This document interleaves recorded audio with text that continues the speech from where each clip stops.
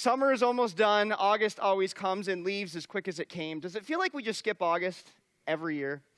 I get that feeling. Today we finish our Faith Hero series, and as we've walked through this, I'm just going to be looking at this confetti. This is going to be fun. As we walk through this Heroes of the Faith series the last few weeks, we've looked at these giants of the faith. And whether it was Rahab or Moses or any of the others we've looked at, we've really seen them under a microscope that they don't look as good when you put them under a microscope as when you look at them from a distance. Have you noticed that? And we've realized that these really are just kind of ordinary, average people at best. Well, if you still think that these faith heroes are somewhat different than us or better than us, I think our final hero of the faith, who is a very revered hero in the Christian faith, I think his story may remove all doubt. And we're going to look at his story together. So if you would turn to Judges chapter 6, and we get our final faith hero and his story this morning. So Judges 6, page 205 in your chair Bible. And if you want a Bible, you take that home with you. It's our gift to you. At any of our campuses, that Bible is our gift. And real quick, I want to welcome our Cincy campus and our online campus. They're joining us today by simulcast. Out at Bainbridge, Pastor Rick is preaching, and he's probably not getting confetti cannoned. But Judges chapter 6. Let me give you a little bit of background before we dive in. The book of Judges chronicles a 350-year period of history for the Israeli nation.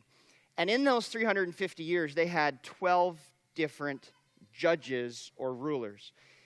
And what was happening is that as a theocracy, their actual leader was God. But God's got this really strange quality about him. He's got this invisibility cloak, right? He's a spirit, you can't see him. And because God's invisible, humans always struggle to stick with him. We always struggle to stay loyal to him because we can't see him. And same with Israel, because they couldn't see him, they kept straying from him. And so God would have to intervene. And in this story, God has intervened with something that every good parent does when their kids stray. What does a good parent do when their kids stray? What's that? They give them a spanking. They give them a discipline, right? And it's painful. And discipline is always painful for a time, but it's never, if you're a good parent, that discipline's not intended to hurt for the sake of hurting. It's intended to hurt for the sake of helping. And so we're going to catch Israel right now being spanked by God and watch what happens next. So Judges chapter 6, verse 1. The Israelites did evil in the Lord's sight. So the Lord handed them over to the Midianites for 7 years. The Midianites were so cruel that the Israelites made hiding places for themselves in the mountains, caves, and strongholds. Whenever the Israelites planted their crops, marauders from Midian, Amalek, and the people of the east would attack Israel, camping in the land and destroying crops as far away as Gaza. Now, when you don't have a grocery store and you have to grow your own food, it's a problem if anyone takes that food. And so every harvest season, these bandits, these marauders would come through their land and just destroy their crops, eat what they wanted, and leave nothing left. They left the Israelites with nothing to eat, taking all the sheep, goats, cattle, and donkeys. These enemy hordes, I love that word, it's descriptive. The hordes coming with their livestock and tents were as thick as locusts. They arrived on droves of camels, too numerous to count. And they stayed until the land was stripped bare. I can kind of imagine this, right? You're in your home, you're looking out at your crops, about ready to harvest, and you see this horde of camels and all these people come in. They set up their tents, they eat your crops, they destroy your entire nation. Verse 6, so Israel was reduced to starvation by the Midianites. And only then, what does it say? Then the Israelites finally did what? Cried out to the Lord for help. Now, I don't want you to miss this part of the story. How long did it take for this to go on before they cried out to the Lord? We saw that in verse 1. It was 7 years. It took 7 years of this happening over and over and over. And I'm sure the first few years it's like, okay, we'll get past it. Next harvest season will be better. We'll eat what we've saved up. But then it just keeps happening and happening and happening. It takes 7 long years for them to finally get it. Aren't you glad that we're such better people and we get God's lessons quicker? You know, I got thinking about this, and I thought, I wonder if some of the suffering that our world, our nation has experienced the last few years, I wonder if some of it is God's way of showing us that we've strayed from him. You think that's possible? Because see, what he's trying to show Israel is that they have really weak gods. They're serving the wrong gods. They've strayed from their worship of God, and they're serving these weak gods. And I wonder if, perhaps, the last few years, God has been trying to show us how weak our gods are. I wonder if perhaps he allowed the pandemic to reveal to us that science and technology cannot save us. I just wonder. I wonder if he's allowing inflation and a possible recession to reveal to us that even our economy can't save us. I wonder, I'm just wondering out loud here, if he's allowed drought and poor agricultural weather worldwide right now. I wonder if he's doing it to show us that there's things that are out of our control. Health and wealth make all of us comfortable, but they're terrible gods. And they can't give what God wants to give us, which is true peace and happiness that only comes from him. So God allows disruptions. And for Israel here, there's 7 years of disruptions. And finally, after the 7th year of this horrible invasion from these marauders on camels, finally it shakes them loose from their spiritual slumber. And finally, they no longer look to their economy. Finally, they no longer look to their politicians. Finally, they look to God. And when they look to God, God's like, all right, if you're going to look to me, I'm now going to come rescue you. And what happens next is God initiates a rescue plan. So this is the cycle of nations. It's the cycle of churches. It's the cycle of people. We stray. God sends punishment and discipline. We call back to God, and God initiates a rescue plan. Here's God's rescue plan at work. Verse 11. Then the angel of the Lord came and sat down beneath the great tree at, I'm always going to say Oprah there, Orpha, which belonged to Joash of the clan of Abiezer. Gideon, son of Joash, was threshing wheat at the bottom of a winepress to hide the grain from the Midianites. Now, this is God's rescue plan. This is God coming down to tap someone to be their hero.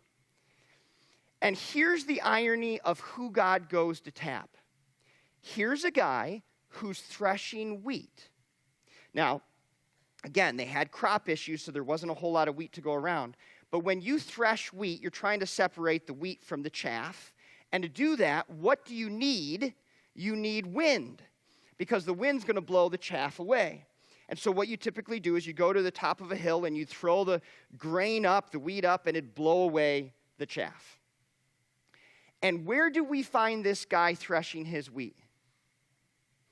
At the bottom of a wine press. So he's underground in a pit. This is not a great place to thresh wheat. Why is he down in this pit? He's a chicken. He's scared of the Midianites. He's thinking, maybe they'll come and see me throwing grain in the air and then take it. And so he goes down into a pit, and he's down there trying not to get the grain to go over the ground so nobody sees it, and he's trying to thresh wheat where there's no wind. And God comes to this yellow-livered guy, and here's what God says to him, verse 12. The angel of the Lord appeared to him and said, what does God call him? Mighty hero. Cue the laugh track. Right? This is where, if this is a sitcom, you hear the canned laughter. Mighty hero. God comes to a guy who's hiding out in a pit trying to thresh grain below ground. And he says, mighty hero. And I can imagine this guy like, who are you talking to? Mighty hero, the Lord is with you. Now this guy, whose name is Gideon, He has no goals, no support, no confidence. He's a guy who's the smallest member of the weakest family of a no-name clan in his nation. And the funny thing is, God is here tapping a rescue plan, so he's about to tap this guy to be a deliverer, a rescuer, a hero. And let me ask you this question. If God wanted to tap a young, rising star, could he have done so?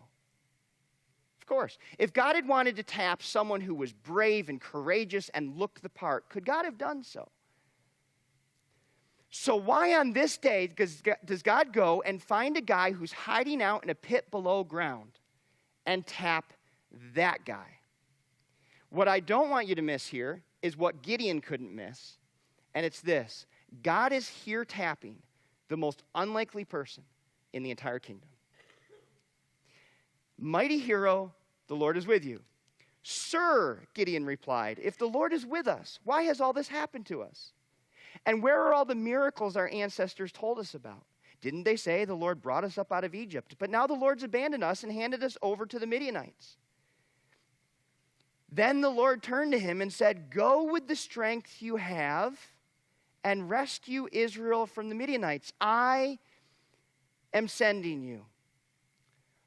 But Lord, Gideon replied, how can I rescue Israel?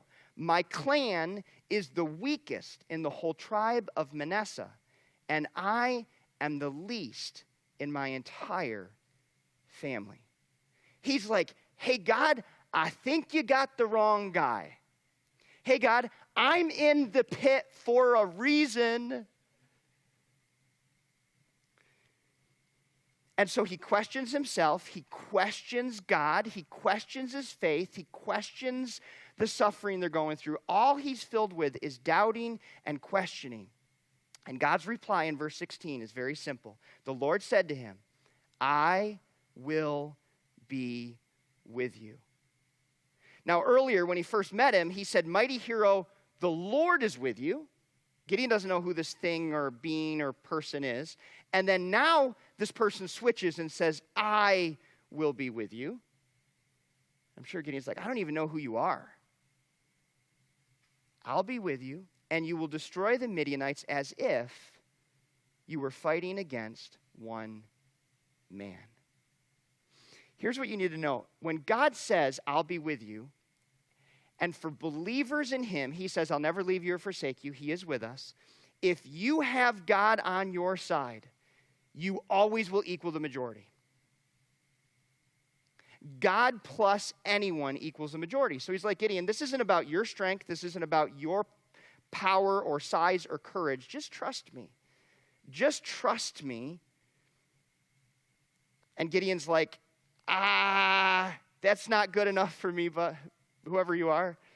Like, if you're really someone I can trust, then I'm going to put you to the test. Do a miracle for me. Do a miracle for me. And so this being complies and does a miracle for him. And Gideon's like, I think you're God. You're not an angel. You're not a being. You're not a person. You're God. And then he gets really scared. You thought he was scared of the Midianites. Now he's like, once he sees the miracle and he realizes he's God, he's like, you're going to kill me. And poor God. Right, Gideon, if I wanted to kill you, I would have taken you out a long time ago, bud. Right? I'm not here to kill you. I'm here to call you. I'm here to use you. And here's what I want you to do. And he gets his first assignment. Here's his first assignment. There's an altar to a false god in his hometown. And God tells Gideon, I want you to go as your first assignment. You've just seen me do this miracle for you. I want you to go in my power and tear down that altar to the false god, and I want you to then replace it with an altar to me. Assignment number 1. This is your mission should you choose to accept it. Go. And so I want you to see how Gideon, our hero, responds. Verse 27. So Gideon took 10 of his servants, and did he do it? Chapter 6, verse 27. He did as the Lord had commanded. But notice the little caveat here. It's like an asterisk. But he did it, what time of day? At night, because he was afraid of the other members of his father's household and the people of his town. Now, I could just imagine him going to his servants and being like, hey, guys, God showed up and said he's with me, and he gave me an assignment. So let's do it, but let's wait till everyone goes to sleep, because I'm terrified. And so in the middle of the night, they do this thing, and they tear down this altar to this false god, Baal. Now, right now, Rick is really upset as he's speaking in Bainbridge because he knows that this false god's name is actually Baal. B-A-A-L, it's pronounced Baal. I'm just going to say Baal because it's easier. And I don't mind mispronouncing a false god. I'll make him angry. Who cares, right? So he tears down this altar to Baal. Who is Baal? Well, in the ancient world, Baal was the god of fertility. He was the one that allowed crops to reproduce and people to reproduce. And he was the main god of all gods of the ancient Near East. And one of the reasons God was sickened and was willing to destroy the entire land of Israel and hand it over to the Israelites is because of the worship of this false god. So he says, the land is polluted by the worship to Baal. The land's polluted. I'm going to let you go in and wipe that worship out and worship me. So Israel does, and then guess who Israel starts to worship over time? The God that they conquered and destroyed the people who worshiped him, which makes no sense. But again, Baal's a god that they can see. There's altars and idols, and God, you can't. So Gideon comes, and he goes toe-to-toe with Baal. Now, when he tears it down, the people give him a nickname, verse 32. From then on, Gideon was called Jerub-Baal, which means let Baal defend himself, because he broke down Baal's altar. In other words, what happens here is everyone is so terrified of Baal, and they know that one of their own countrymen tore down his altar, and they're like, hey, it wasn't us, it was Jerub-Baal. Let you contend with him. Now, when the people wake up and find that the altar's torn down, they look for who did it. And it looks like the servants ratted him out, and they're like, it was Gideon. So they go to Gideon's house. I don't know what they're going to do with him, but he was in trouble. And guess who comes to the door? His daddy. And Gideon never comes out of hiding. His dad has to stand there at the door with all these angry people, and his daddy defends him. And that's how his first assignment goes. He does it in the middle of the night. He hides in the day. His dad defends him. Are you inspired yet by our hero of faith? Me too. Pretty powerful guy, right? Okay, so that's just assignment number one. Assignment number two, it gets even better.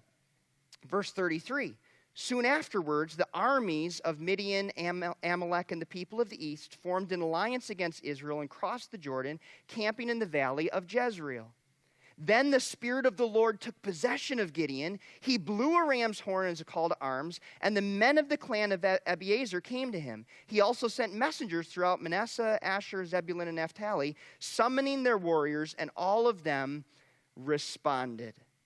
So there's this battle brewing. The power of God comes on him.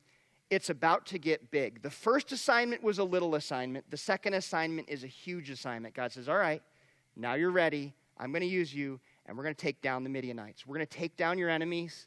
We're going to end the 7 years of absolute horrible oppression that you guys have experienced.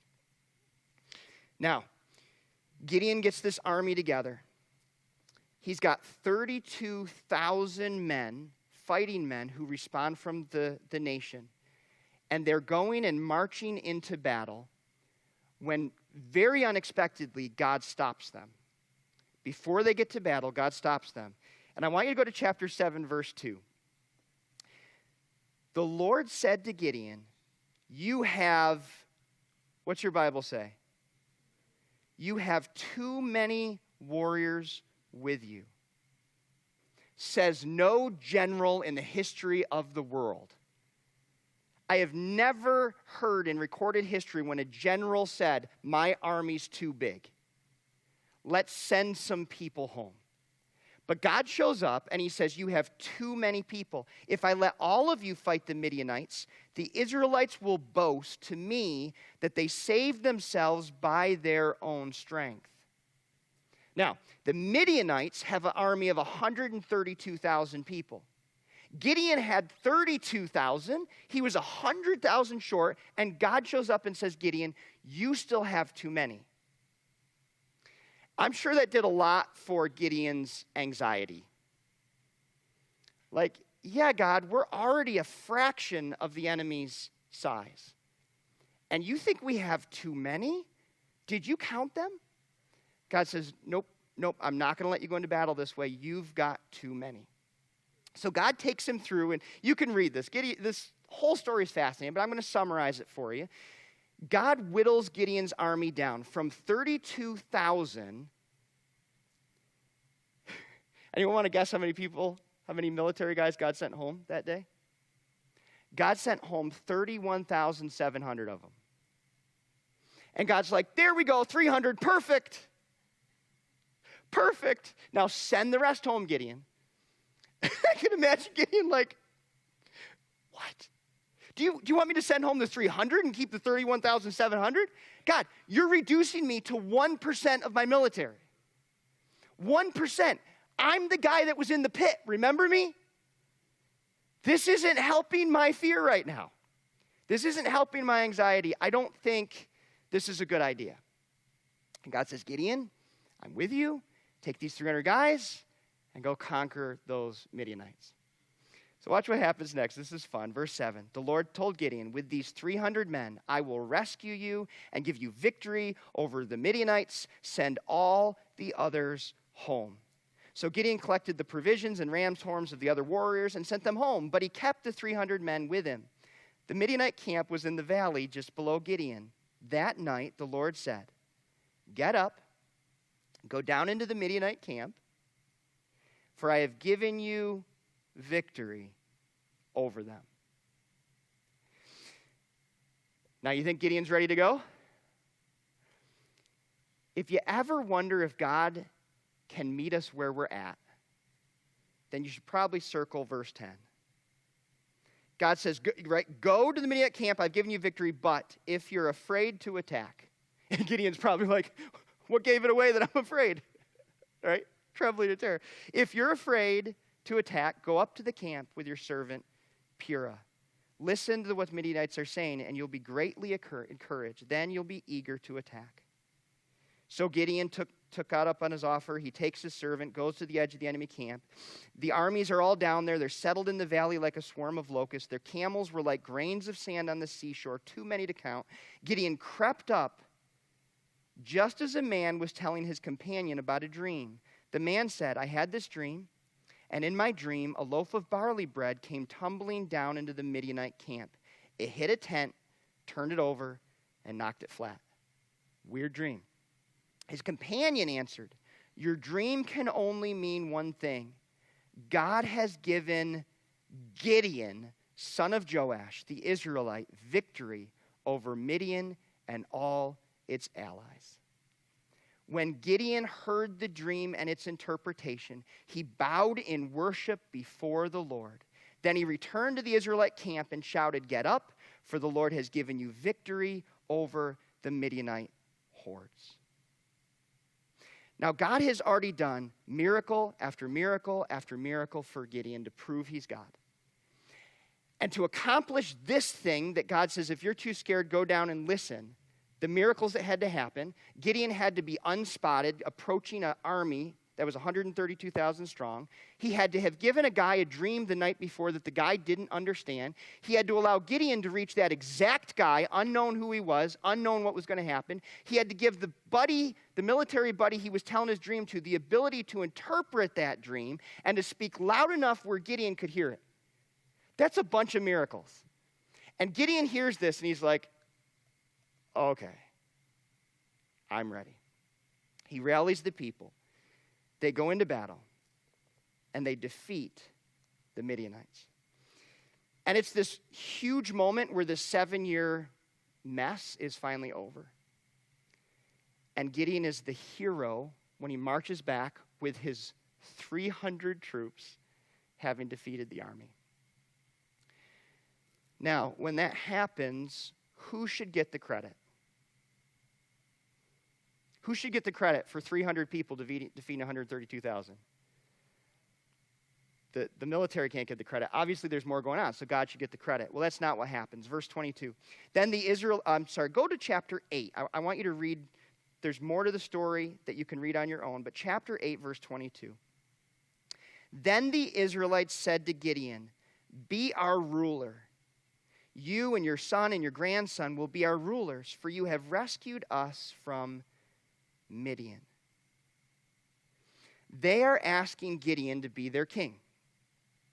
And Gideon knows he's no king. Remember, this is the guy in the pit. So he replies, "I will not rule over you, nor will my son. The Lord will rule over you." This is one of the rare moments in Gideon's life where he says the right thing. And it's kind of a climax moment where here's this weak leader who acknowledges, look, I shouldn't be your king. My family shouldn't be your leaders. I realize who I am. I'm not qualified for that. In fact, it was never supposed to be about me anyway. God should be your leader. And so he points the people to God. That's a cool ending. Only the problem is it's not the end of the story. I wish it was. I wish we could stop there. Gideon would be such a guy to respect, but the story doesn't end there. Verse 27. Here's what Gideon does next. He makes a sacred ephod from the gold and put it in Orpha, his hometown. But soon all the Israelites prostrated themselves by worshiping it, and it became a trap for Gideon and his family. So here's what happens. Instead of becoming king, he said, I'll tell you what I'll do.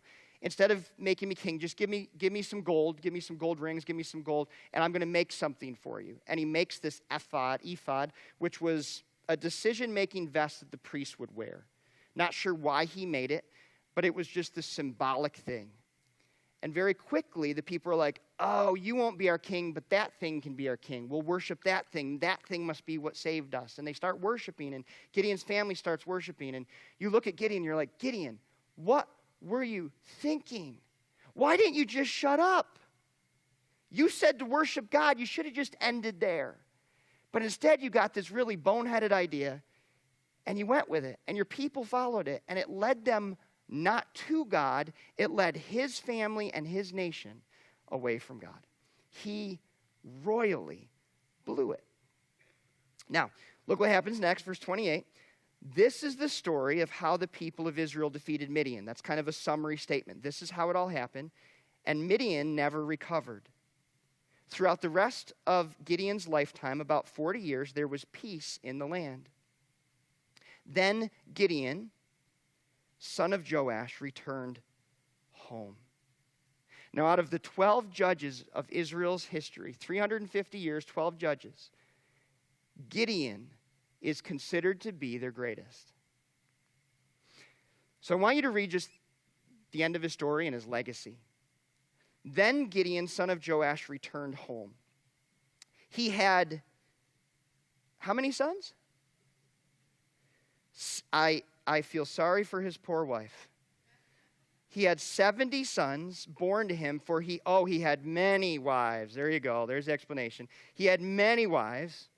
He also had a concubine in Shechem. A concubine was a woman on the side who gave birth to a son, whom he named Abimelech. Now, the Israelites were very aware of who Abimelech was. Abimelech would go on to be known as one of their worst leaders they had ever had. Abimelech would actually go on to trap his other brothers, the 70 sons of Gideon, and he would kill 69 of them. And he would do a horrible job leading the nation. Verse 32, Gideon died when he was very old, and he was buried in the grave of his father, Joash, at Orpha in the land of the clan of Abiezer. As soon as Gideon died, the Israelites prostituted themselves by worshiping the images of Baal, making Baal Berith their god. They forgot the Lord their God, who had rescued them from all their enemies surrounding them. Nor did they show any loyalty to the family of Jerubbaal, that is Gideon, despite all the good he had done for Israel. How'd you like the end of his story? What in the world is he doing with all these women, first of all? I mean, it's just kind of shocking to get to the end of this faith hero's life and realize the guy is a serial womanizer. And he has this illicit son with this other lady, he's not even married to her, who becomes one of the worst leaders in Israel's history, Abimelech. And as soon as this guy dies, the entire nation just goes right back to worshiping Baal. And there you have the story and legacy of Gideon. You're looking at me like I was looking at this, like, what? This guy is a faith hero. So here's the thing. Good luck finding a hero in this story. When you put it under a microscope and look, you find a nation and a people who are disobedient to God and keep rejecting God. And you find a leader who's a coward, who God uses in mighty ways despite his constant doubt, his constant fear. In fact, there was even a time where he doubted God, and he said, God, will you do this miracle? I'm going to put out a fleece. Would you let dew get on it? And God did. And then he's like, okay, I'm going to do it again. And would you let dew not get on it? And it happened. And that's why we use that. Some have used that term, I'm going to lay out a fleece to see if it's God's will. That was not a good example. That was a bad example of someone who didn't trust God, which was the story of Gideon's life. So I just wonder how it's possible after just some of the highlights or lowlights of Gideon's life that we saw, that Gideon is looked at as one of Israel's heroes and one of the Bible's faith heroes. How is it possible that the postscript on his life in verse 35 says that despite all the good he had done for Israel, they didn't show him any loyalty? And how is it possible that in the Hall of Faith in Hebrews 11, where it lists great heroes of the faith, look whose name is there, it would take too long to recount the stories of faith of Gideon, Barak, Samson, Jephthah, David, Samuel, and all the prophets. How did this guy make the Hall of Faith? When you read his story and you really put it under a microscope, it is not very easy to figure out why he became a faith hero. So I've grappled with this for years. And one of my hesitations to be too hard on Gideon is this. We have so much more than he did. Like, we have the entire Bible and all of these examples and all of this teaching. How much of this did Gideon have? Like, maybe the first 5 books is all he had out of 66. We also have the Holy Spirit of God inside of us from the moment of our salvation for the rest of our life. Gideon didn't. And we also have the church and leaders and teachers who can help to guide us. And Gideon didn't have any of that. So there's a part of this that I'm like, okay, we got to cut this guy a little bit of slack. But then I re-examined his life again because I wanted to be fair to him and his story and his legacy. And the more I read it and the more I kind of outlined out his life and his story, there's no indication that when he was young, he sought God. There's no indication that he was even a follower of God. And when he's old, there's no indication that he even kept the faith. When I look at his life, I find a less than average guy filled with tremendous doubt and fear who decided to choose a life of immorality. And I just got to be honest, I don't tend to respect guys who sleep with a bunch of women and father 70 sons. They're just not typically in the hero category for me.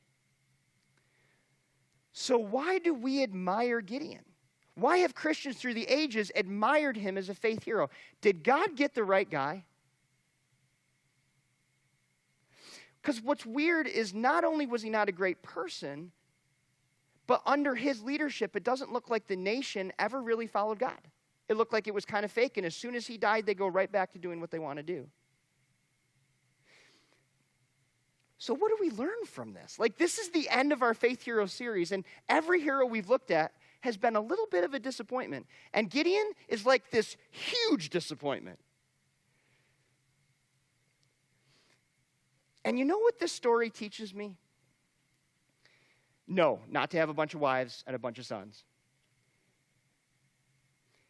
It teaches me that Gideon was an awful lot like me, and maybe a lot of you.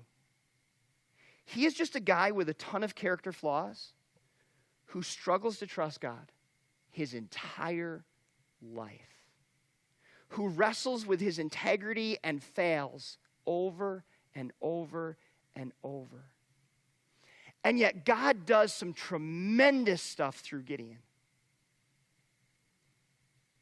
And you say, God, were you doing this because of who Gideon was? Or maybe was it in spite of Gideon? And I think we have an answer in the New Testament. 1 Corinthians chapter 1. Check this out. Remember, dear brothers and sisters, that few of you were wise in the world's eyes, or powerful, or wealthy when God called you. Think of Gideon when God called him. Was he wise? Was he powerful? And was he wealthy? No, he was the guy throwing up little bits of wheat in a pit. I want you to, for a moment, think of yourself. When God called you to be his kid, were you wise, powerful, and wealthy? Maybe you were one of those, maybe two, maybe three. I think most of us would say, I was none of those things. Look at this. Instead, God chose things the world considers foolish. Yeah, I think I'd put Gideon in that category. In order to shame those who think they are wise.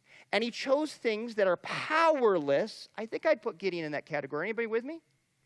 To shame those who are powerful. God chose things despised by the world, things counted as nothing at all, and used them to bring to nothing what the world considers important. As a result, read this with me, this is cool. As a result, no one can ever boast in the presence of God. Did God make a mistake choosing Gideon? Gideon was exactly the type of person God wanted. God looked for the weakest and littlest and most cowardly guy in the kingdom, the guy threshing wheat in a pit, and said, "There's my guy." He shows up to him and he says, "Mighty hero, the Lord is with you." See, in this series on faith, I think our temptation is to keep focusing on our faith. We look at these heroes of the faith and they're like, man, here's a guy who went into battle with 300 people and defeated an army of 132,000. He must have had big faith. And then you look at his life and you're like, not only did he not have big faith, his faith was often non-existent. If anything, it was just minuscule. I think we go off track when we keep talking about the size of our faith. If I were to ask you this morning, how big is your faith? Who would be willing to shout out without any embarrassment the average size of your faith? Because I'm just saying, for me, I don't want to reveal to you how weak my faith is. I don't want to reveal how often I doubt and I struggle.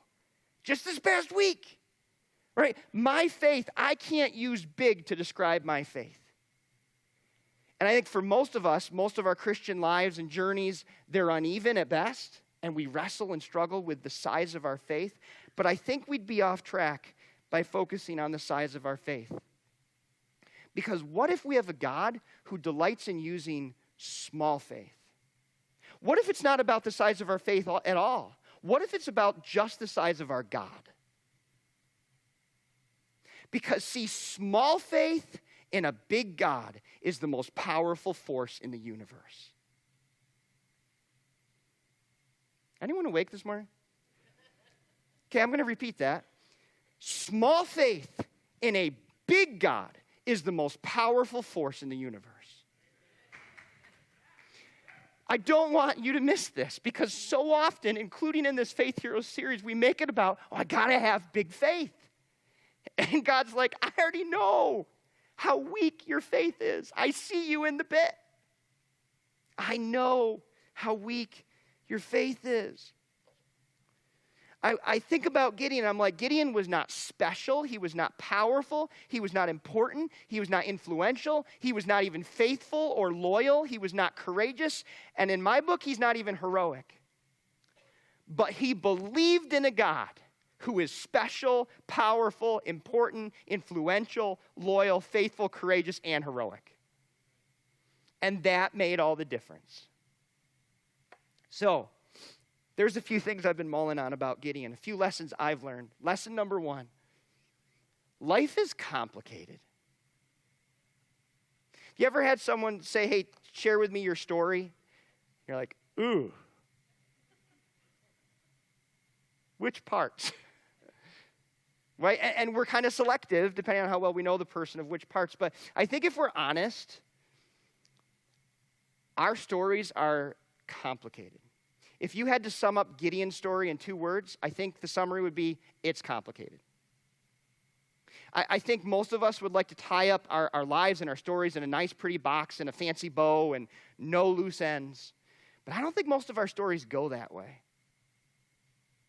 Gideon is not a guy who's a white knight riding in to save his people. He's a coward. He's a womanizer who struggles to trust God. He's not faithful or loyal or pure. His story begins with failure and it ends with failure. The Bible's a really honest book. And somehow God used this guy to mightily vanquish the enemy. And Gideon had his good moments. He had one of his best moments when he told his people, don't make me your king. Serve God. And so there's moments in Gideon's life where you're like, that's my guy. That's my hero. Oh, I wish I didn't keep reading his story. And you read till the end and you're like, man, this guy out of the 12 judges of Israel is the best they had. 12 judges over 350 years, and Gideon is literally the best they had. He is widely known as the best judge Israel had. Really? Well, yeah, it's complicated. Another lesson that I learned from this is legacies are often out of our control. And I don't know, maybe I'm thinking about this because I'm 40 now and midlife crisis or whatever. Who knows? I don't know. But right, that question that a lot of us ask at different times in our lives, how am I going to be remembered? How are people going to remember me? Will my family, will my friends, will the people I care about, will they remember my best achievements, or are they going to remember my worst moments? Will they talk about my good days or my bad days? Will my life and example inspire them, or will it ensnare them? Gideon had very little control over what people chose to remember. Because thousands of years later, people still can't agree if he's a hero or a villain, if he's a good guy or a bad guy. And I think the truth is actually somewhere in between. And I think that's the nature of many of our stories. We are not the person our dog thinks we are. But we are often not the person our critics say we are. The truth is usually somewhere in the middle. So what if our reputation, what if our legacy isn't something that we can manage or manipulate? I'm sure Gideon would have loved the chance to edit his story that was recorded. I'm sure if God had handed him a red pen or a Sharpie, there would be less than half of this left for us. And yet God didn't give him the chance to edit this story. Reminding me that I think the reality is that legacies are often completely out of our control. Which brings me to just another lesson that I've learned from Gideon's life. Choose your heroes carefully. If you're looking for an example of a really good, pure, humble person, and you kind of go cover to cover through this book, I'm not challenging you to do it, you won't find a whole lot. The Bible's really honest about the faults of people. You know, here's the problem with pedestaling people, and as humans, we do it all the time. We do it politically, we do it in the spiritual world, we do it in our families. When we pedestal people, when we make heroes out of people, we often get disappointed for this one simple reason. People make bad heroes.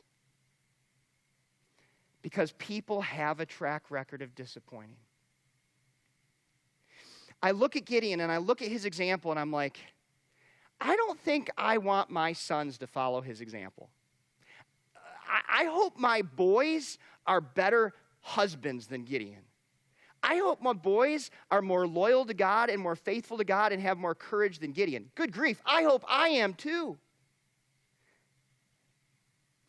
We get in trouble when we look to people for heroes. Because in all this history of the human race, there's been one perfect hero to walk this earth. 20 centuries ago, he was executed because he claimed to be God. And 3 days later, what did he do? He walked out of his own grave. And he alone can wear the title of hero with no regret and no shame. And you could turn over every rock of Jesus' 33 years, every rock of his life, and under no rock will you find something that Jesus would regret or be ashamed for you to know. You want a hero? There is one that you can look to. And then you think that that hero came and lived not just to rescue me, like he's the ultimate rescuer. Gideon was a little case rescuer. Jesus was the uppercase our rescuer.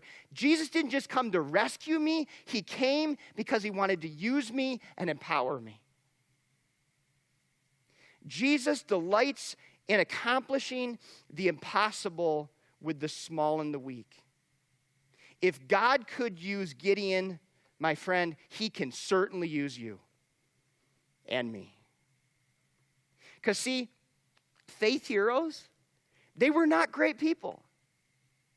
They were average, ordinary, messed up people who believed in an extraordinary, perfect, and good God.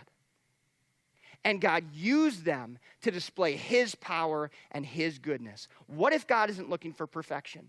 What if God isn't looking for goodness? What if God's not even looking for big faith? What if God is just looking for Gideons? People who struggle with faith and integrity their entire lives. And what if God is just looking for people who will let him use them? God doesn't need an army. He can defeat an army with 300 guys. God can deliver a nation with one Gideon. And my friends, God is still looking for Gideons.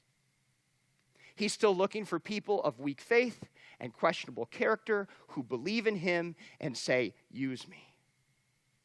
If you'll go with me, I'll go where you tell me to go. If you're with me, I'll do what you tell me to do. If God can use a guy like Gideon, my friends, there's hope for all of us. You bow with me. This is the end of our Faith Hero series.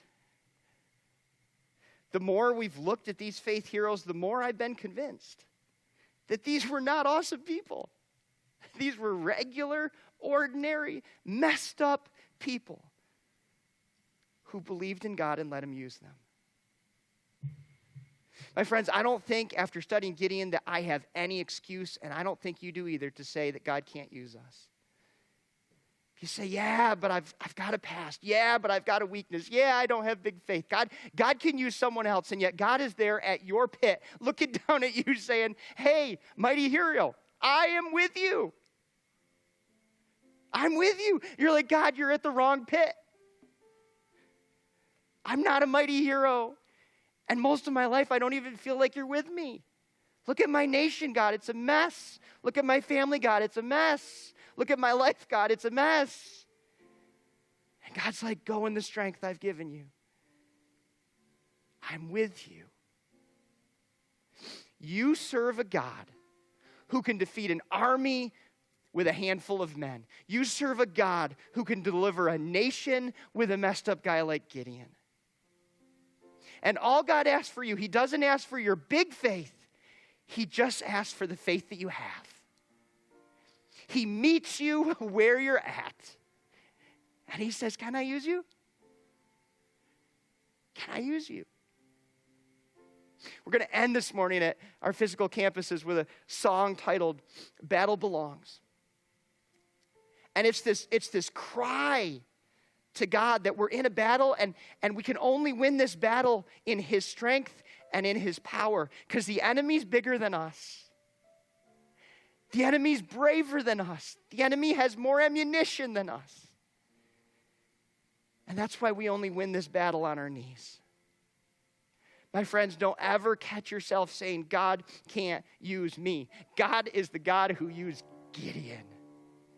and turned him into a hero of the faith just because he was willing to be used. Father, thank you that you take the weak faith of people like me, that you take our messed up, broken, complicated lives, and you rescue us, and then you pull us out of our pit, and you turn us into usable instruments to display your power. God, we sing this with all of our hearts. The battle belongs to you. In Jesus' name, amen.